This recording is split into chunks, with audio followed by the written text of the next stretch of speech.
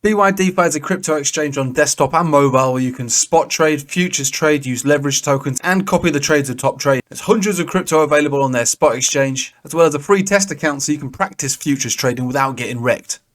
BYDFi. Hello everybody, good morning. Let's have a look at some of these charts. We're going to actually just look at Bitcoin this morning. We're going to do a long-term view on request of some people from Telegram.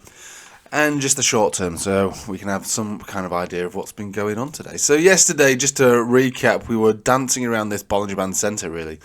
If we were to close below here, it would have been a bit of a problem. We would have been looking for, to be fair, full-on consolidation back down to the bottom of this trend line. It's about $65,000, $66,000. Now, it was squeaky bum time around this area. This is where it was starting to get a bit crazy because we were hanging around this 10 exponential yesterday morning. This is where we were getting excited about. We're like, okay, cool, we're holding. And then we started to launch from it. We're like, way. And then before you knew it, we were back down below Bollinger Band. It's only really overnight, really, that we've managed to reclaim it.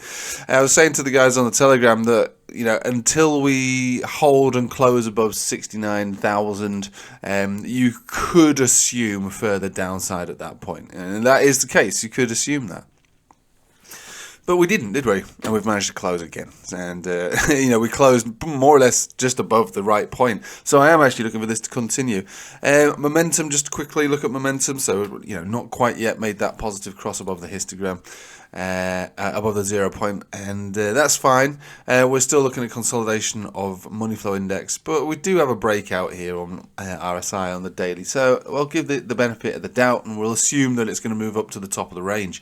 Previous all-time high, and then a little bit more. Same thing's going on with the 4 hourly breakout of momentum, yet to break out money flow.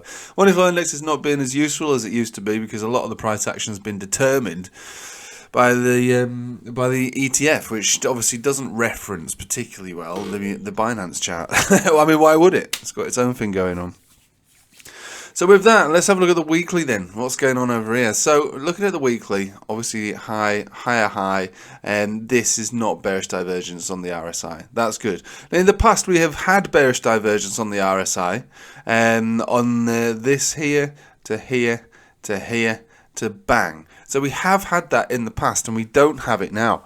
We have obviously had money flow index peaks and bearish divergences, which continue to play, and we do have that here. There is bearish divergence on the money flow index. So it's not perfectly clear that this isn't going to, at some point, correct dramatically as things have done in the past. Now, look. Do you believe in the 4-year cycle? I mean, do you believe? Or do you, rather than saying that, do you think, or do we still think that that 4-year cycle model applies? Personally, I do. I think it does. Why wouldn't it? It seems to have always applied in the past. It's a working model. It's not yet failed. If it fails this time, then fair enough. We'll give it we'll be like, all right, fine, it failed. Could it fail this time? Yes. But I remember last time people were talking about it being different as well. I think that's just something that people always say. It gets clicks, I suppose, or people will just, I don't know, put weight on the wrong things.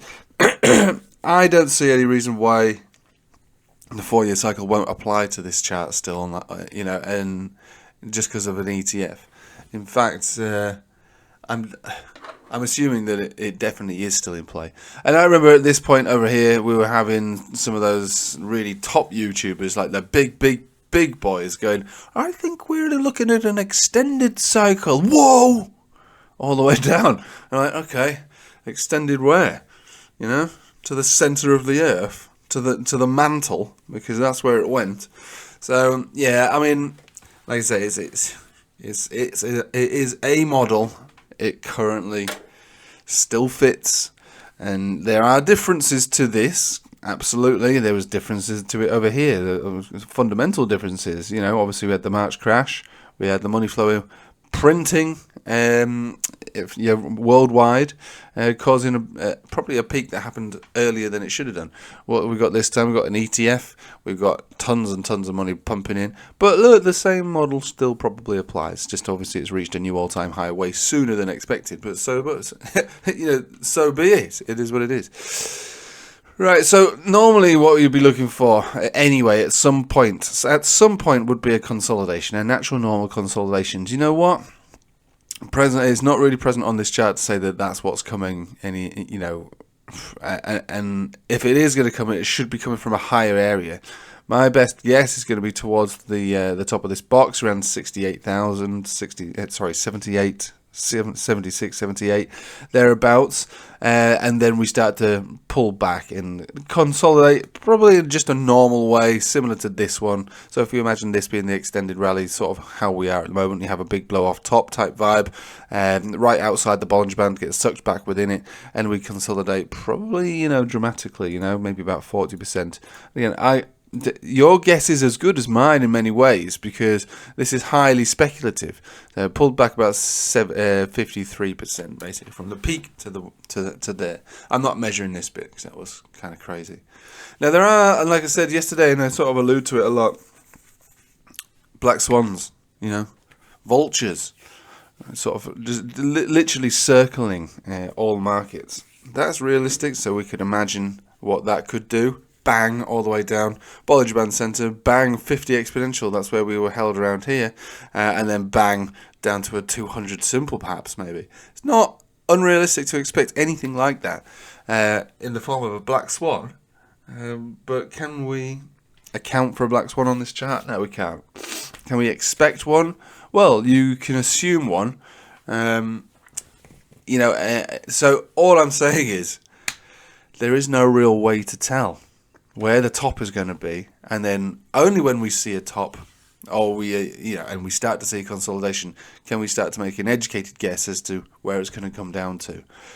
The one thing that I'm trying to put across to you all here, in relation to this, what's going on in the long term, what is the long term here, is that we do have a 4-year market cycle, and currently that 4-year market cycle is playing out quite well, and even though this one might be a bit more of an aggressive, part of the 4-year cycle, more aggressive than, I suppose it is more aggressive than previous ones.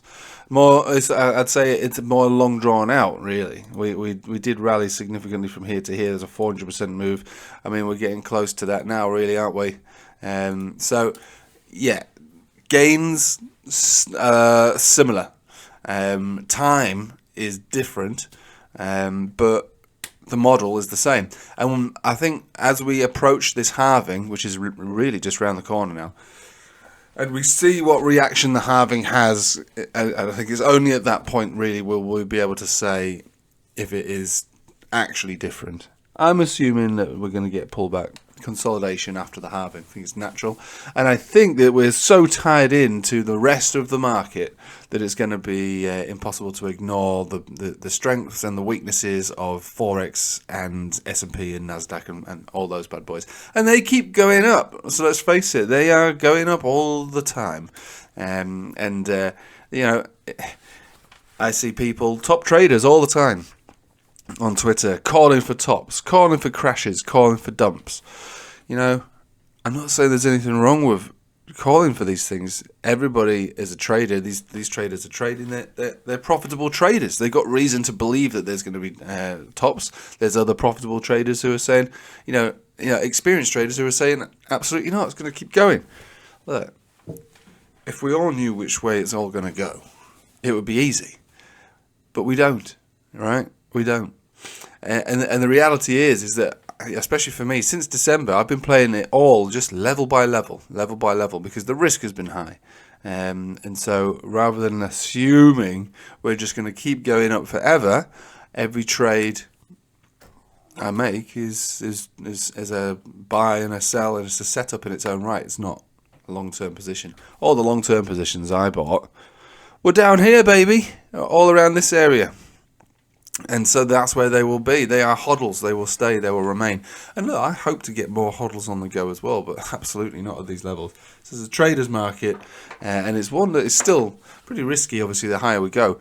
But I don't see massive warning signs on the chart, but sometimes that comes in at the right time for a black swan. So just think about all of this mad stuff, because there's stuff going on all over the place. Outside that window that I'm looking at, you can't see me, there's a world. And it's mad and it's crazy, and things are going on out there that will impact what's going on in this room, on this screen that I'm looking at right now, at some point. Whether it's this week, next month, next year, I don't know, but it seems pretty apparent that the black swans are creeping through my letterbox and they're going to start interfering with my personal stuff. I need to be careful with that, and I think you should also rather try, it's a way to think about it, rather than throwing caution to the wind, and just remember that. We've seen it before. FTX, we're going through a KuCoin thing at the moment. Obviously, the big one over here. There's all kinds of things that can affect the markets, and it's looking like these things might start to become more serious. So keep your profit taking. That's all I'm saying. And one last little tip is that when Bitcoin starts getting towards the top of this range, 76,000 and beyond, I'm going to start limiting my spot positions, definitely, whether they're in profit or not. And I'm reducing the size of what's going on. So I'm basically aiming to have around an 80% cash position at that point. Maybe even more, to be honest with you.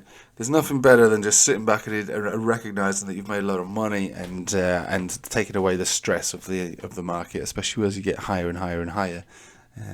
So, same plan still applies for me. Big gains will come after big consolidations, and given the size of this move up, it would not surprise me in the slightest if we saw a consolidation that took a whole year to complete. Right, that's it. What a boring, depressing video. In other news, ETC has pumped 1.5%. I told you, didn't I? I told you this was a good one. That's a joke, by the way. Right, if you're around tomorrow, I've got a Patreon live stream. If you want to join that, links in the description below. Other than that, I hope you have a nice day and take it easy.